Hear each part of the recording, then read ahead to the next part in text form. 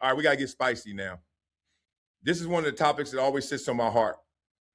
I hate racializing things because it feels like selfish. Because it's like everybody ain't black, so everybody don't give a damn. For real. Like if I came on a show and I love you, but then you start talking about deep Latino or Asian or white, I'll be like, dog, don't go that deep. Like, I don't know what you're talking about. Or I do know what you're talking about, but I don't experience that. But at the same time, we're all a part of the melting pot of culture. So bear with me. But this has been on my heart forever. Like this whole dynamic of how we are programmed. And I really believe a lot of people are stuck in the past. It's sad. I can't have an argument with anybody ever on a panel, on a show, on this, without somebody bringing up something so damn old. They don't even know what it is, but they know how to read. They regurgitate. They just resuscitate the issue like it's right here alive and breathing again. No, it's not. Because people don't have this comparative analysis trait of knowing then was then for way more reasons than you just stated. And now is now for way more reasons than you stated. I'll give you an example. I can't talk about how smart I am compared to my mama or my daddy. Not for real. Because guess what? I got ChatGPT. I got damn ChatGPT. What y'all have? The Dewey Decimal System? Maybe. And that book was checked out when you went to the library, mama? Come on, man. We need to stop. I got Amazon. What you mean checked out? The book right here. Mama be here today. What you talking about?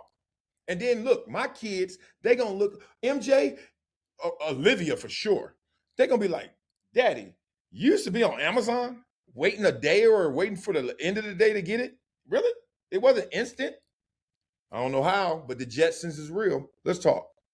Somebody look like us, say, hey, how come we don't own our own tennis shoe? When Nike started out of their garage.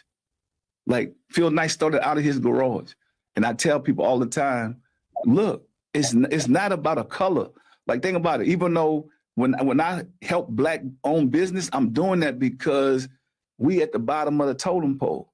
But we want to create product for everybody. This product is for everybody, blacks, white, Asian, Latino, but it don't have too many black-owned companies. Like, show me how many black-owned tennis shoe companies out there that's making functional shoes that actually own it.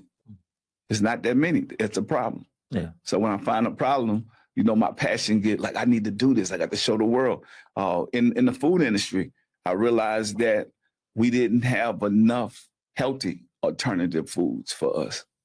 So I found a problem. I created Miller Family Food. I said, well, you know, I got to make healthy alternative foods, snacks, everything. Is that based out of New Orleans? Yes. Okay. Yes. And so I was inspired by going to Tulsa, Oklahoma. And, you know, in the Black Wall Street, 1920, what happened to our people. And it's like you had so many successful, rich black people, and it was burned down.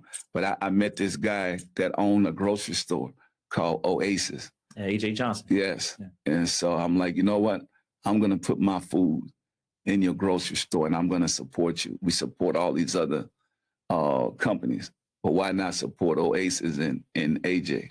He's doing good stuff in the community. And what you know about that store, as I've been down there, is that the predominantly of that area, that's white, is poor individuals, who, you know, and so I love the work that he's doing. But when you think about, again, being yourself, what's been the biggest surprise of the stardom? I mean, you've been in this game for a very, very long time. What's been the biggest surprise about it all? You know what?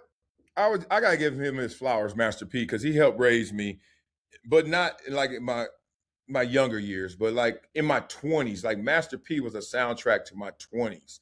Like when I first got drafted, when I first like took the leap from like alarm clock, dorm room, you know, checking in, same routine, to like, nah, the world's your oyster. Like, the world is yours, homie, get back. Like one of them, like, God, I'm in the real world. I could literally go to a car dealership and sign for myself. You know what I mean? Like, I'm on mine. I'm on my own. This is my house, right? Crazy. All the family dynamics change, all that stuff. And what I was playing back then was this guy. Not for necessarily him feeding my brain in terms of regurgitating facts and figures. And you, like he just said, what happened in Tulsa in 1920? No. He was giving me energy to go get it because everyone knew his story, right? From New Orleans, had to go to California, was it Richmond, somewhere up in the Bay, start slanging them tapes. They were hitting, they weren't hitting, then they hit, and then he went back to New Orleans and then went kaboom, hustler, baller, gangster. But he has so many hits, heaters. I'm talking about nobody rocked the car, the 412s, the 215s I had in the Hummer. Nobody like Master P. He had the best mixed, best engineered, best songs. Bass, boom, this is for brother than the Cadillacs. What? That's why I got to give him his flowers. Now let's get deep again. Our own culture don't believe that we could do it. You know, because they just don't get it. They're like, how you could do this?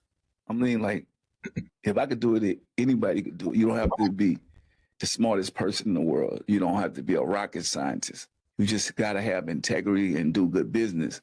And these doors will open up for you. Did you hear him? Our culture don't believe you can do this.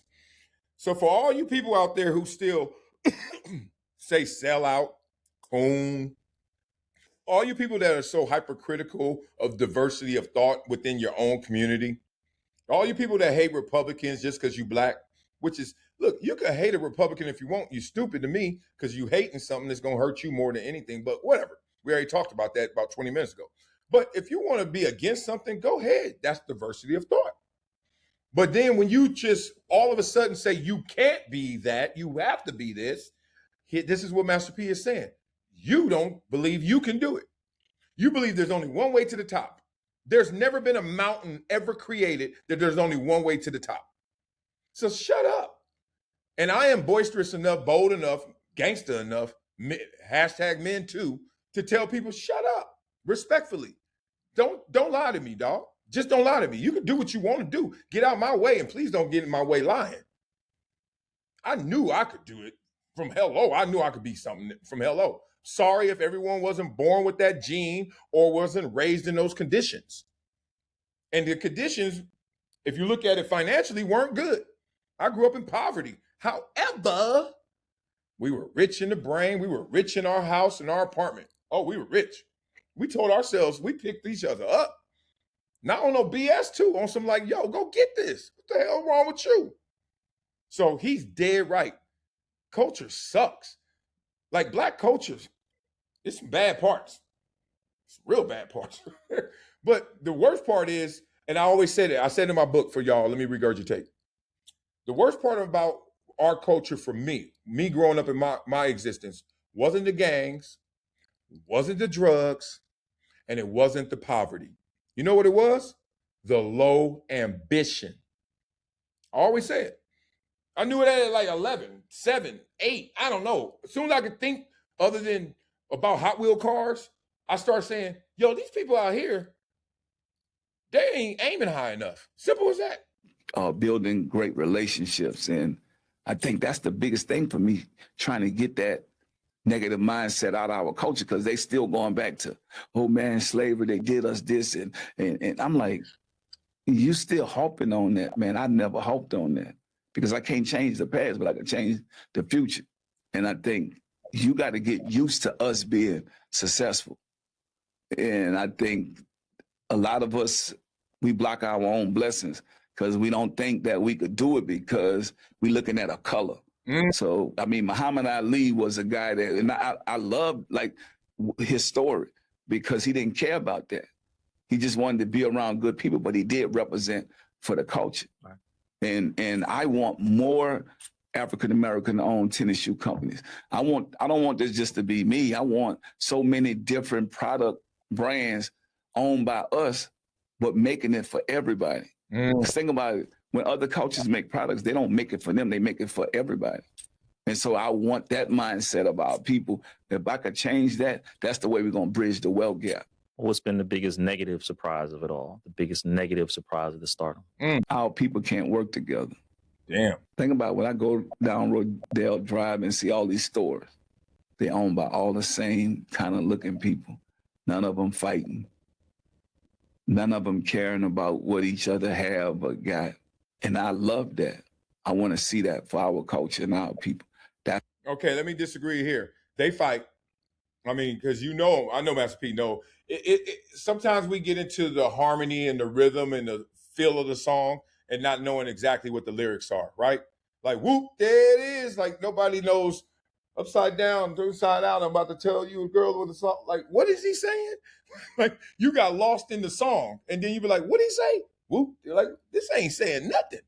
Sometimes we say stuff that ain't saying nothing. You go down Rodale Drive, he's dead right. They don't look like me. They don't look like Master P. But do not act like they didn't fight for that rent. They didn't fight for that rent to go lower. I just saw my favorite taco spot over there just closed for a year because they had to get reconstruction, refurbished. They just opened. I'm like, how y'all gonna open and close? Grand opening, grand closing. Because they were fighting over the tenant, the price of leasing it out. So then all right, well, since we fighting over this, let's also just redo it. Come on, man. It was brand new. Brand new, brand new, brand new, brand new. So everybody deals with it. Don't ever think, see, that's another way they play with your brain. Oh, y'all got problems that everybody else don't have. Come on, man. I know that from athletics, from sports. Dog, that dude over there is scared too. That dude over there don't want to get hit either. But that dude over there, he gonna answer the bell. I know you better answer the bell. Come on, man. People be doing that crazy stuff. Everybody got their issues. Everybody got problems. We just dress them up differently. Come on. That's why I fight to educate our culture and our people, because we got to get on that page. Like, we get on that page, we're going to be dangerous because we spend $1 trillion a year. 2.1 trillion. 2.1 trillion. Think about it. And we don't own nothing. No, we own. And we make 0.1% of black CEOs in Fortune 500 companies, but we spending all the money. I get what he's saying, and I'm not going to nitpick it because the message is too great, too grand, too real. But come on, man. He right. Like if I like looking at it as sports because, one, it takes a little of the sting away. But being a Black American, and if you want to talk about what he's talking about, ownership, the culture, etc. If we were a player, just imagine how you would scout us as a player. You'd be like, hella talented, tremendous potential, doing amazing things, but, and I'm glad Master P wanted to address that but, because we got it. And look, I know a lot of successful Black people, so I'm not even trying to play that game. Also know a lot of I know a lot of people who ain't, but whatever. I love my people, but my people gonna have to get in the mirror a little better. Our accountability level is too low for a culture. And we don't like it either. Why you always talking about Black people in front of people, Black people in the public? Don't be doing that. What? Do you want to win or not? Because last time I checked, all the people that win, they get exposed, they get torn down, they get criticized, and they still stand up. You know how much bad stuff people have said against Tom Brady, LeBron James, Michael Jordan? Michael Jordan a little less than the other ones, but still a lot. Y'all remember back in the Juanita days? Oh, they used to go at Michael Jordan. He was selfish when he first started. Oh, man. Point is, stop talking about who talking about you. Just be. You'll be good. All right, love y'all. It's a Saturday. We get out of here on time. Gee. Love you guys. Have an amazing day. Don't forget, #men2, right? The movement will need you to support it. All of you men who out there who's been through the ringer, dealt with the bias, right? Family court, civil court, criminal court, been fleeced, been lied on, false allegation, whatever it may be. We're going to create something that we all can learn from, support each other from, and grow into something that really has impact. And ladies, y'all losing too, so y'all better join #men2. You want to know why? Because real victims are not being heard as loud as they should be because of false allegations. Also, real women are not being dated, courted, or married like they should be at the rate that they desire, because dudes are sick and tired of women with the setup. Sick and tired of women detonating, going to court, taking all their money. I know countless dudes who ain't never been married or will get married. They like, nope, ain't nobody setting me up for that okie doke. And I used to be the one saying, man, you tripping, you tripping, you tripping, you tripping. Now I'm sitting there falling. Fall. Fell for the banana in the tailpipe. So point being, hashtag men too is for women as well. If y'all want to be heard, y'all want to be married again at the rate that you should, and not divorced at the rate that we are, we got to come together on this. And you know me, I'm going to keep it real. I'll be vulnerable. I'll be honest. And I ain't scared of no opposition. All the slings and arrows that will come my way from all those usual suspects. Not me. One, I'm born and raised way tougher than that, homie. But then I went through stuff when I was out the hood, homie. Then I got $5. No, I'm just playing with y'all. Love for you guys. Hashtag men too. Have an amazing day. I know I will. Got to go hang with the itty bitties. We about to go play some ball today and cook. They want some bacon. I'm going to have to make them some bacon. Love it. Have a great day, y'all. Peace.